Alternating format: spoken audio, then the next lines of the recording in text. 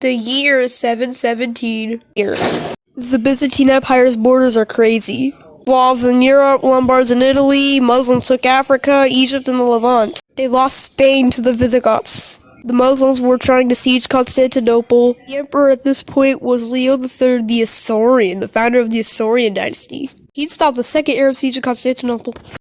He'd die in 741 and would be replaced by his son Constantine V. For some reason, he hated religious arts, so he'd smash mosaics of Jesus and God and all them people, and that'd be called iconoclasm.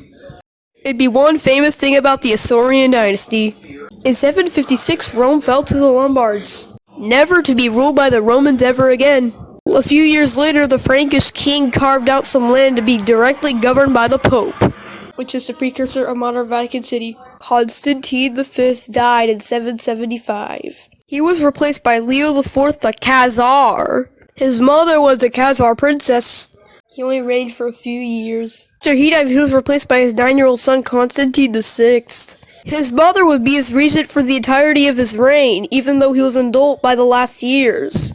His mother poked his eyes out. She became the first Roman empress regnant ever. Her name was Irene of Athens.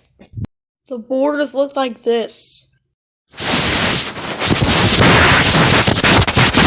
Joseph books and I wish you could be quiet. You're ruining my video! Anyway, in 802, a man of Ghassanid Arab origin named Nikephoros overthrew Irene of Athens. That'll be the next video on the Nicephorian Dynasty.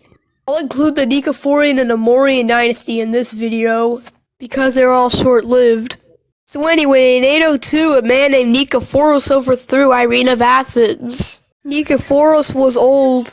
He'd have many victories against the Bulgars. Nikephoros would be outside of the Bulgarian capital by 811, but the Bulgarians would ambush them and he'd be killed. The Bulgarian Tsar turned his skull into a drinking cup.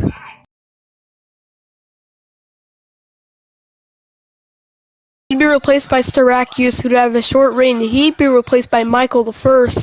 Michael I was deposed, and he'd be replaced by Leo V the Armenian. He'd only rule for like 7 years, then he'd be replaced by Michael II. He'd be replaced by Theophilus.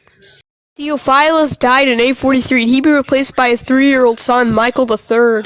Michael III made a bad decision by trusting a Macedonian wrestler named Basil. In 867, Basil murdered Michael, and he became emperor and founded the Macedonian Dynasty. That's for the next episode, though. This has been a long episode, but anyways, we'll end it here. Subscribe to Cameron's Animations now. Now!